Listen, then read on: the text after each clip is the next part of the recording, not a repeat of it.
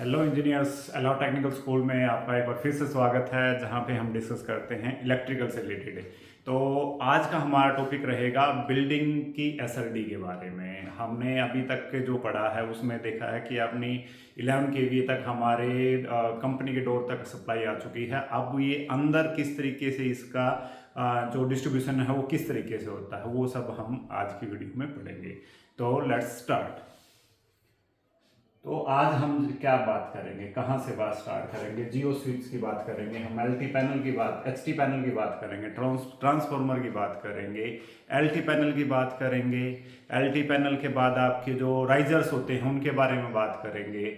उसके बाद जो आपका सब डिस्ट्रीब्यूशन बोर्ड होता है, टैप अप बॉक्स लगे होते हैं, उन सभी के बारे में हम बात करेंगे। ये अपने आज फोकस पॉइंट रहेंगे। और लास्ट एक जो डीबी बॉक्स होता है, डिस्ट्रीब्यूशन बॉक्स होता है, वहाँ तक हम बात करेंगे, जो हमारा एंड होता है किसी भी सप्लाई का। उसके बाद स्विच में या फिर अपना डायरेक्ट किसी भी अपने लोड पे सप्लाई चली जाती है। तो अपना स्टार्ट करते हैं। फर्स्ट बात करेंगे हम जियो स्विच की। ये जियो स्विच की अगर फुल फॉर्म की बात करेंगे तो गैंग ऑपरेटेड स्विच क्या होता है? ये गैंग होता है। गैंग किस चीज़ का? आपके जो फेस होते हैं उनका एक गैंग होता है। उसमें आपने इस तरीके का आपकी बिल्डिंग के सामने या फिर आपने आसपास जरूर इस तरीके का देखा होगा। आपने जो आपका डोमेस्टिक में भी यूज होता है उसमें भी आपने देखा होगा।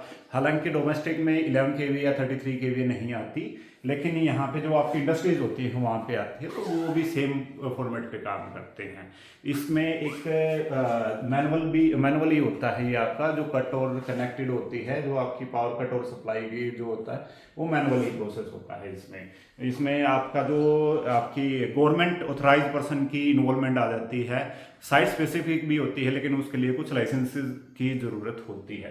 तो gang operated switch is an electrical device that use for high tension light. क्या होता है कि हाई टेंशन पावर सप्लाई के लिए यूज होता है 11 केवी और 33 केवी पे। GO switch is used for making and breaking a high voltage power supply in a sub station और इंडस्ट्री प्रोमाइसिस। क्या होता है कि जब आपकी 11 केवी और या फिर आपकी 33 केवी आती है, तो उसको क्या करने के काम आता है? आपका ब्रेकिंग और मेकिंग, मतलब उसको सप्लाई को कनेक्ट करने के लिए या फिर आपका तोड़ने के लिए काम आता है। कि जब हम बिल्डिंग में आपका कुछ मेंटेनेंस का काम है, जब आपकी जैसे वीसीबी पैनल में, वीसीबी के लिए बात करूँ तो मैं आपका एसटी पैनल में कुछ आपका ब्रेक डाउन है या फिर कुछ हमें मेंटेनेंस करना है, तो हम यहाँ से इसको तोड़ सकते हैं। और ये अपनी एक सेफ्टी के तरीके से भी काम करता है।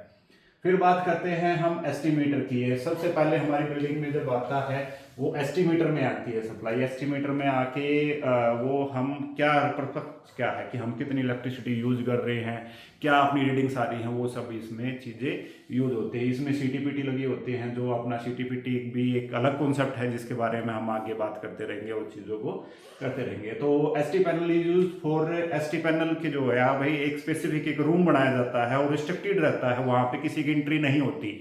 वहाँ पे सिर्फ ऑथराइज पर्सन जा सकता है।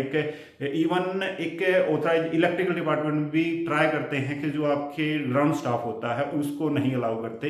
एटलीस्ट इंजीनियर उसके साथ जाएगा या फिर सुपरवाइजर उसके साथ जाता है। अकेले अब इलेक्ट्रिशियन तक को अलाउ नहीं करते, क्योंकि हाई रिस्क है। अगर एक बिल्डिंग का इलेक्ट्रिसिटी की बात करें तो सबसे ज़्यादा हाई रिस्क उस रूम में है जो रहेगा जहाँ पे आपका एचटी पैनल रखा होता है।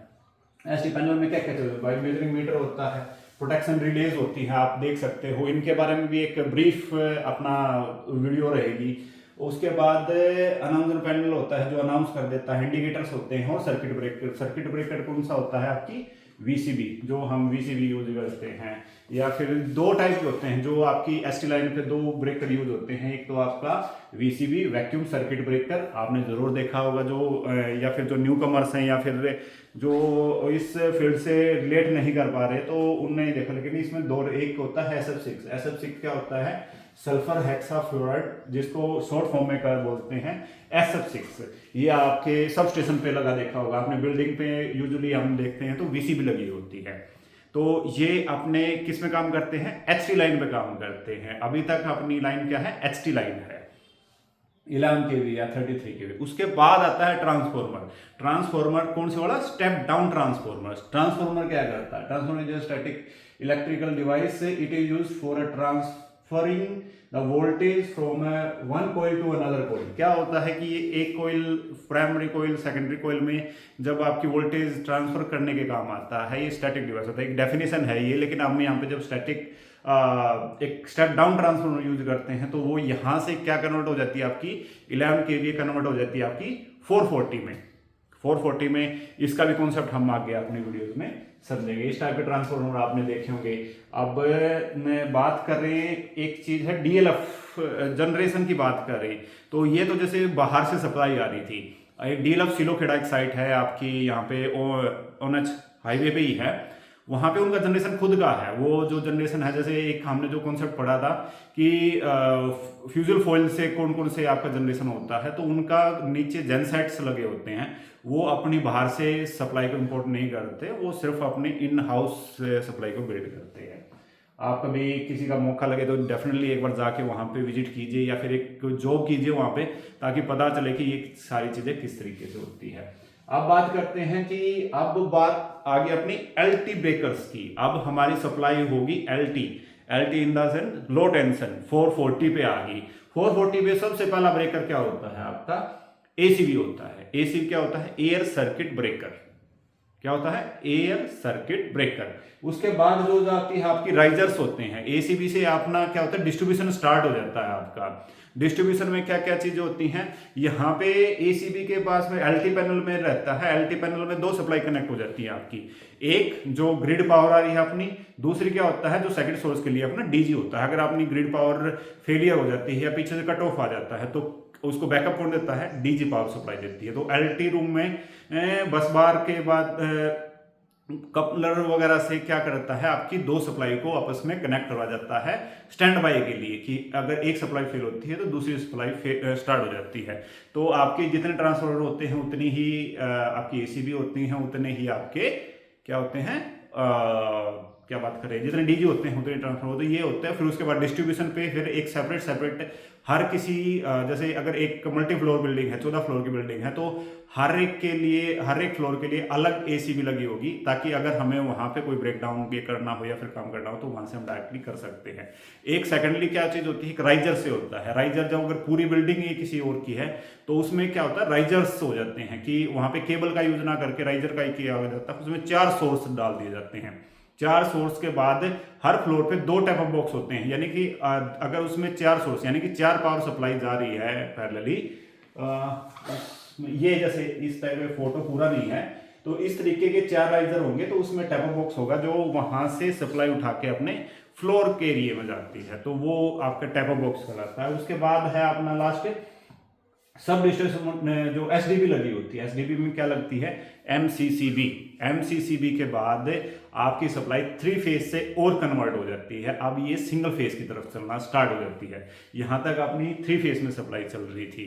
तो ये हो गए आपके एलटी में 3 फेज तक के। 3 फेज में कहां तक हम कौन कौन से ब्रेकर को यूज कर रहे हैं। उसके बाद बात करते हैं हम एक डीबी बॉक्स की। डीबी बॉक्स में एक एमसीसी भी लग जाती है, या फिर एक आरसीसी भी लगा देते हैं, जो 4 पोल आरसीसी भी लगा देते हैं, जो एक सेफ्टी पर्पज के लिए हो जाते हैं। जो ज़्यादा सेंसिटिव एरियाज होते हैं वहाँ पे यूज कर देते हैं हम इसको एमसीसी भी कोई भी यूज कर लेते हैं और आपकी आरसीसीबी को भी यूज कर लेते हैं। उसके बाद डीपी से कनेक्ट होके आपकी एमसीबी होती हैं, जो एमसीसीबी होती है, और पैरेलली हम इसमें आरसीसी भी कनेक्ट कर सकते हैं। भाई आरसीसी भी होगी, हर एक फेज के लिए अलग अलग सेफ्टी भी होगी। एक मेन सेफ्टी भी यूज कर सकते हैं हम कि आरसीसीबी से ही आपकी सारी सप्लाई जाए। अब इसके बाद आपकी जितनी भी जैसे पैरेलली हर एक फेज पे 5-5 जैसे आपकी एमसीबी लगी हुई है, ये एमसीबी फीड कर रही है आपके एंड जो इक्विपमेंट लगा है, जैसे आपकी रॉ पावर के लिए जो पॉइंट लगे हैं, या फिर कोई लाइटिंग के लिए है, या फिर XYZ किसी भी चीज के लिए है, तो वो आपकी यहाँ से फीड होती है। या इसके बाद एक और ब्रेकर हो सकता है, वो आती है स्विच। अगर बाय चांस कहीं पे स्विच से भी ऑपरेटिंग है तो इसके बाद पहुंच जाती है आपके स्विच पे, यानी स्विच सॉकेट जो एंड जहां पे हम प्लग इन करते हैं। तो अभी तक हमने अपना जनरेशन से लेके बात करी है एंड तक, स्विच तक सप्लाई कैसे आई। होप आपके लिए थोड़ा वैल्यूएबल रहेगा। हम इसको थोड़ा और एक्सप्लोर करने की कोशिश करेंगे। हमने एक रोड मैप बना लिया है, उसके साथ साथ हम इसमें डीप कितना और बात कर सकते हैं वो सारी हम करते रहेंगे। तो अब जब सप्लाई का हमारा यहाँ तक का कॉन्सेप्ट हो सकता है कि आपको क्लियर हो गया होगा, और हम अब हर एक स्पेसिफिक इक्विपमेंट के बारे में बात करेंगे और बात करेंगे जो एक्चुअल साइट विजिट्स की बात करेंगे कि एक्चुअल साइट पे किस तरीके की चीज़ है। तो अभी हम अपने नेक्स्ट वीडियोस में साइट से रिलेटेड जो इक्विपमेंट लगेंगे उनकी छोटे क्लिप और एक वीडियो भी हम बनाना स्टार्ट करेंगे, और एक उसके बाद थ्योरी तो आपके साथ पैरेलली चलती रहेगी। Okay, thank you.